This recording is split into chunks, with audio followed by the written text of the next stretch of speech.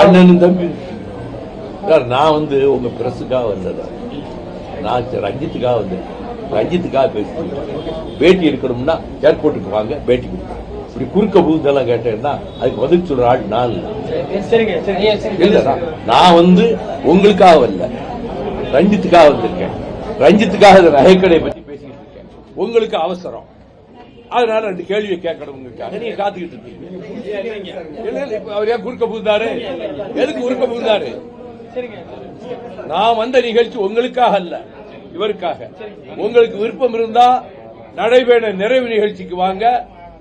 நிறைவு நிகழ்ச்சிக்கு புறப்படுறதுக்கு முன்னாடி பாருங்க, நான் பிரஸுக்கு பேட்டி கொடுக்கிறேன்.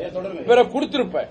நான் பேசிட்டு இருக்கும் போதே இல்ல எங்க விஷயத்துக்கு வரணும்னு சொன்னா உங்க விஷயத்துக்காக வரலையே. நானு நேற்றுக்கு புறப்பட்டு விமானத்தில் ஏன் சொந்த செலவுல டிக்கெட் எடுத்து மதுரைக்கு இப்ப நான் மீண்டும் சாயங்காலம் ஹாக்கி மேட்ச் பார்க்க போகணுங்கிறதுக்காக 1:30 பிளைட்டுக்கு போறதுக்கு நான் அவசரமா புறப்பட்டுக்கிட்டு இருக்கிறேன்.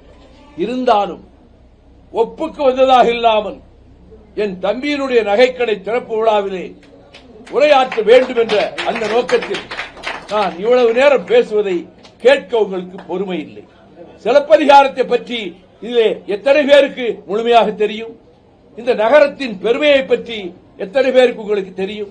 நீங்கள் தெரிந்து கொள்ள வேண்டும் என்பதற்காகத்தான் நான் பேசுகிறேன். இவருக்காக பேசுகிறேன். இது வீடியோ செய்யப்படுகிறது, டேப் ரெக்கார்டிலே பதிவு செய்யப்படுகிறது. ஒரு நாளைக்கு வீட்டிலே தனியாக இருக்கும் போது குடும்பத்தாரெல்லாம் போட்டு பார்ப்பாங்க. நகைக்கடை திறப்பு நடந்தது, நம்ம தலைவரை கூட்டிட்டு வந்தவன் தலைவர் என்ன பேசினாரு என்று கேட்கும் போது அவர்களுக்கு மகிழ்ச்சியாக இருக்கும். நான் முதலாக வீட்டுக்கு சென்ற போது அவர்களுக்கு குழந்தை செல்வம் இல்லை என்று ரஞ்சித் குமாரும் அவர் மனைவியும் மிகுந்த வாட்டத்தோடும் சோகத்தோடும் இருந்தார்கள். மக்கள் செல்வத்தை இயற்கை தாய் உங்களுக்கு தருவாள் என்று சொன்னேன். அதுக்கு பிறகு 2 பிள்ளைகள், ஆண் பிள்ளைகள் பிறந்து நல்ல அருமையான பெயர். ஒருவனுக்கு பெயர் வெண்டேர் செழியன், இன்னொருவனுக்கு பெயர் ஆதித்த கரிகாலன். அந்த பிள்ளைகளுக்கு நான் பெயர் சூட்டியிருக்கிறேன். எங்கள் குடும்பத்தில் அவர் ஒருவர், அந்த குடும்பத்தில் நான் ஒருவன். என்னோடு இருப்பவர்களெல்லாம் வெற்றி தோல்விகளை பற்றி கவலைப்படாமல் கழகம் தோல்விகளை சந்தித்த போதிலும் 93 நான் நீக்கப்பட்ட நாளிலிருந்து இன்று வரை என்னோடு பயணிக்கிறார்கள். நான் பொது வாழ்வுக்கு 61 வருஷம் ஆயிற்று. 30 ஆண்டுகள் திமுக கழகத்திலே பாடுபட்டேன். அங்கிருந்து நீக்கப்பட்ட பிறகு நான் வெளியேற வரலை. நான் நீக்கப்பட்ட பிறகு 31 ஆண்டுகளாக மறுமலர்ச்சி திராவிட முன்னேற்ற கழகத்தை நான் இயக்கி வருகிறேன். இதற்கு காரணம் எல்லா சோதனைகளிலும் என்னோடு உடன் இருக்கின்ற பூமிநாதனை போல, ரஞ்சித்தை போல, இங்கே வந்திருக்கக்கூடிய மோகனை போல, சுருதியை போல, மார்நாளை போல, ஜெயராமனை போல, முனியசாமியை போல, பாஸ்கர சேதுபதியை போல என்னோடு அவர்கள் பயணிக்கிறார்கள். எந்த பலனும் கிடைக்காவிட்டார்கள், எலெக்ஷனிலே ஜெயிக்க முடியாமல் போனார்கள், என்னோடு உறுதியாக பயணிக்கிறார்கள். கொள்கையிலே, லட்சியத்திலே உறுதியான இயக்கம், தமிழக வாழ்வாதாரங்களை பாதுகாத்துக் கொடுத்த இயக்கம். முல்லை பெரியாரை காப்பாற்ற இந்த மதுரையிலிருந்து 3 முறை நடைபெறும் போயிருக்கிறேன். 5 முறை உண்ணாவிரத போராட்டம் நடத்தியிருக்கிறேன். லட்சக்கணக்கானவர்களை திரட்டி கம்மம் அப்பாசோடு ஊராக சென்று முல்லை பெரியார் பென்னிகுக் டேமை பாதுகாத்து இன்னைக்கு மதுரை மக்களுக்கு குடிக்க தண்ணீர் கிடைக்கிறது என்றால் அது முல்லை பெரியார் தண்ணீர் தான் அவர்களுக்கு கிடைக்கிறது. அதை போலத்தான் நாசகார ஸ்டெர்லைட்டை விரட்டி அடிக்க போராட்டங்கள் நடத்தியும் உச்சநீதிமன்றம் வரை சென்று வாதாடியும் தமிழகத்தின் வாழ்வாதாரங்களை காப்பாற்றிக் கொடுத்து நியூட்ரினோ என்ற நாசகார அந்த அணு உலை வரக்கூடாது என்பதற்காக மதுரையிலிருந்து மீண்டும் ஒரு நடைபயணம் புறப்பட்டு அதை இன்றைய முதலமைச்சர் மாண்புமிகு தளபதி ஸ்டாலின் அவர்கள் தொடங்கி வைத்து அப்பொழுது சிவகாசி ரவி தீக்குளித்து அவன் மடிய அந்த துயரத்தையும் நாங்கள் தாங்கிக் கொண்டு தமிழகத்தினுடைய வாழ்வாதாரங்களை காப்பதற்காக 10 முறை நடைபயணம் சென்றிருக்கிறேன். இப்பொழுது இந்த கட்டத்தில் நீங்கள் இங்கே என்னிடம் கேட்க விரும்புகிற கேள்விகளை யூகித்து நானே சொல்லுகிறேன். இங்கே ஒரு நீதிபதி இருக்கிறார் உயர்நீதிமன்றத்திலே. அவர் பெயர் நீதியரசர் சுவாமிநாதன். அவருடைய நீதிபதியினுடைய அதிகார எல்லைகளை கடந்து பேசுகிறார், அதிகார வரம்பை கடந்து பேசுகிறார். அவர் கடந்து பேசுவது மட்டுமல்ல, உள்துறை செயலாளரையும் வழக்கிலே சேர்க்க வேண்டும் என்ற நோக்கத்தோடு நேற்றைக்கு அந்த சுவாமிநாதன் தரப்பிலே ஒரு அறிக்கை வருகிறது. இங்கே மத்திய சர்க்காருடைய ஒரு எடுபிடி ஏஜென்ட் ராஜபவனத்திலே ஆளுநராக உட்கார்ந்து கொண்டு இல்லாத அக்கிரமங்களை எல்லாம் செய்து கொண்டிருக்கிறார். பேசக்கூடாதையெல்லாம் பேசுகிறார். ஆகவே சுவாமிநாதன் நீதிபதிகளை நான் மதிக்கிறேன். என்னுடைய சீனியரே சுப்ரீம் கோர்ட் ஜட்ஜானவர் தான் ரத்னவேல் பாண்டியன். ஆனால் நீதிபதிகளுக்கு தங்களுக்குள்ள வரம்புகளுக்கு உள்ளிருந்துதான் அவர்கள் பேச வேண்டும்.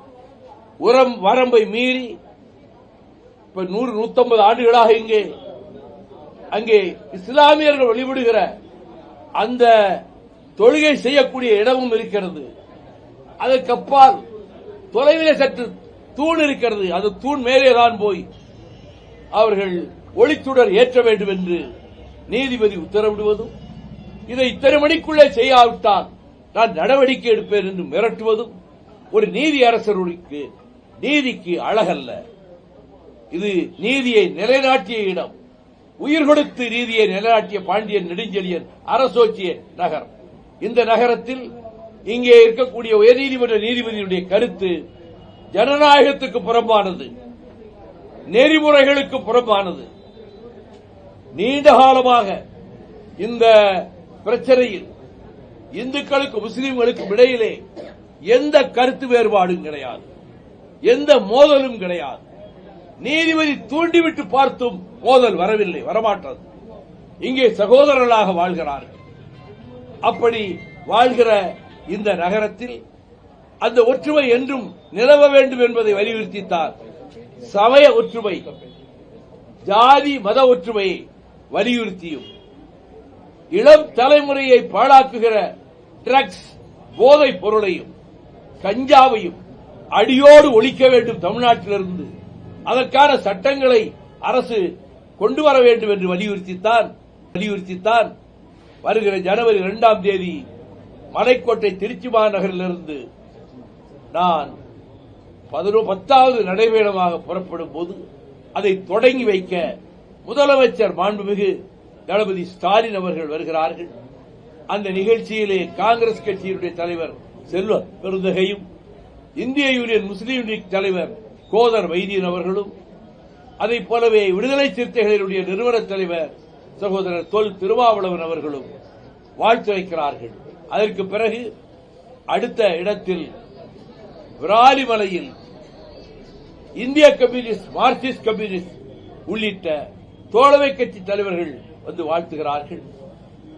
மேலூரிலே அதைப் போல எங்கள் இயக்கங்களோடு தொடர்பு கொண்டிருக்கக்கூடிய தோழமை கட்சி தலைவர்கள் வாழ்த்துகிறார்கள். 12ஆம் தேதி மதுரையில் நிறைவு கூட்டத்துக்கு கவிப்பேரரசர் வைரமுத்து அவர்கள் வந்து வாழ்த்துகிறார்கள். அதைப் போல கலை உலகிலே தந்தை பெரியாராகவே பெரியார் படத்திலே நடித்தவரும், உண்மையான சுயமரியாதைக்காரரும், ஈழத்து உணர்வாளரும், தன்மான உணர்ச்சி கொண்டவருமான புரட்சி தமிழர் சத்யராஜ் அவர்களும் வைரமுத்து அவர்களும் இந்த மதுரை மாநகரத்தின் நிறைவு நிகழ்ச்சியிலே கலந்து கொள்கிறார்கள். அந்த நிகழ்ச்சிக்கும் இப்படி நிகழ்ச்சிகள் எத்தனை நடத்தினாலும் மக்களிடம் கொண்டு போய் சேர்ப்பது ஏடுகளும் ஊடகங்களும் தொலைக்காட்சி ஊடகங்களும் தான். அந்த தொலைக்காட்சி ஊடகங்களினுடைய கருணை பார்வை எங்கள் மீது அதிகமாக படுவதில்லை. அதை பற்றி நான் கவலைப்பட்டதும் இல்லை.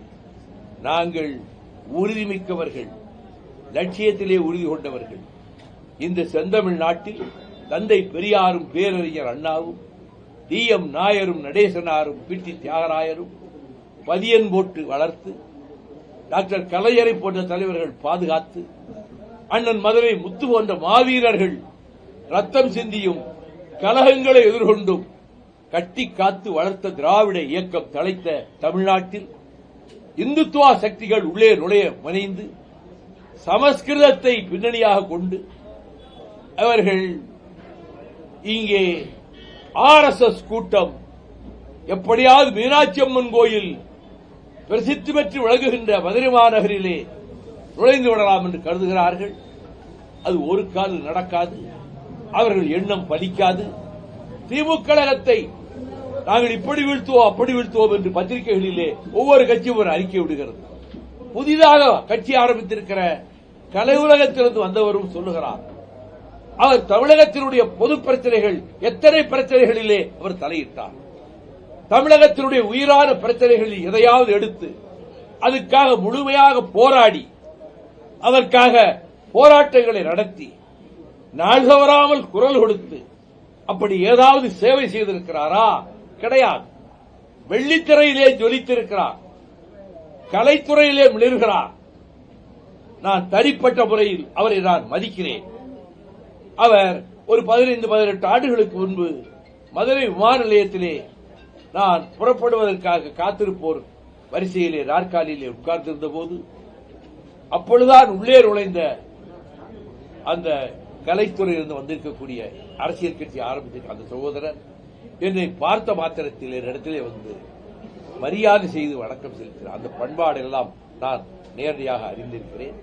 ஆனால் அரசியலில் ஒவ்வொருவரும் சொல்லுகிற கருத்து திமுக கழகத்தை அணியை எப்படி வீழ்த்த வேண்டும், அது நடக்காது, பலிக்காது. அவர்கள் யார் யாரோடு கூட்டு சேர்ந்தாலும் சரி, யார் யாரையோ துணைக்கு அழைத்து வந்தாலும் சரி, ஒரு காது நடக்காது. உள்துறை மந்திரி அமித்ஷா என்ன மனிதர் மிகுந்த கர்வத்தோடும் அகந்தையோடும் திமுக கழகத்தை துடைத்து எறிவோம் என்று சொல்லுகிறார். பெரியவர் இவரை விட 100 மடங்கு 1000 மடங்கு பலம் கொண்டவர்கள் என்று கருதியவர்களாலேயே திமுக கழகத்தை அசைக்க முடியவில்லை. அது ரத்த தியாகத்திலே வளர்க்கப்பட்ட எக்கு கோட்டை. அதை உள்துறை மந்திரி நாக்கை அடக்கி பேச வேண்டும். அமித்ஷா, மைண்ட் யுவர் டங், நாக்கை அடக்கி பேச. துடைத்தெறிவோம் என்று சொல்வதற்கு எத்தனை ஆண்டு, 75 ஆண்டுகள் கடந்து விட்டது திராவிட இயக்கத்துக்கு. ரத்தமும் கண்ணீரும் வியர்வையும் சிந்தி பாதுகாக்கப்பட்ட அந்த இயக்கத்தை துடைத்தெறிவோம் என்று சொல்வதற்கு உள்துறை அமைச்சருக்கு அவ்வளவு ஆணவமா? ஒரு கால் நடக்காது. நாங்கள் அப்படி பேசுறோமா? துடைத்தெறிவோம், உடைத்தெறிவோம், அடியோடு அகற்றுவோம் என்று சொல்றோமா? கிடையாது. அப்படி சொல்ல மாட்டோம். ஒரு கட்சியை மதித்து பேச வேண்டும். ஒரு ஆளுகிற கட்சி 75 ஆண்டு கால திராவிட இயக்க பின்புலம் கொண்ட கட்சியை துடைத்தெறிவோம் என்று பேசுகிற அளவுக்கு வன்மம் இருக்கிறது, வெறுப்பு இருக்கிறது, RSS என்கின்ற கர்வம் இருக்கிறது. ஒரு காலம் இது இந்தியை எதிர்த்து வீதியிலே மாணவர்களின் ரத்தம் கொட்டப்பட்ட பூமி இந்த மதுரை. இந்த மதுரையில் தான் காளிமுத்துவும் காமராசும் தியாகராயனர் கல்லூரி மாணவர்களாக இருந்து கொண்டு அரசியல் சட்டத்தை எரித்தார்கள். அண்ணன் முத்து அவர்கள் 1.5 ஆண்டு காலம் சிறையிலே இருந்தார்கள். இந்த மதுரை மாநகரில் ஒடுக்கப்பட்ட மக்களை, பட்டியலின மக்களை, தலித் மக்களை பிரசித்தி பெற்ற மீனாட்சி அம்மன் கோயிலுக்குள்ளே அழைத்துக் கொண்டு போங்கள் என்று ரயில்வே ஸ்டேஷனிலே பார்க்க வந்தவர்களிடம் மகாத்மா காந்தி சொல்லிவிட்டு போக, அன்றைக்கு தலைவராக இருந்த அவர் என்ன செய்வது என்று திகைத்த நேரத்தில் அவர் கலவரம் வரும், உள்ளே தலித்துகளை அழைத்துக் கொண்டு வந்தார் என்ற போது ராஜாஜியிடம் போனார் அவர். அப்பொழுது ராஜாஜி சொன்னார், நீங்கள் உடனே போய் தேவர் திருமகனை பாருங்கள், உங்களுக்கு சரியான பாதுகாப்பு கிடைக்கிறது. அவர் தேவர் திருமகனை வந்து பார்த்தார். கவலைப்படாம போங்க, அறிக்கை விட்டார். அங்கே மீனாட்சி அம்மன் கோயிலுக்குள்ளே தலித் மக்கள் வருகிற போது அடியேன் தேவரும் உடன் வருவேன்.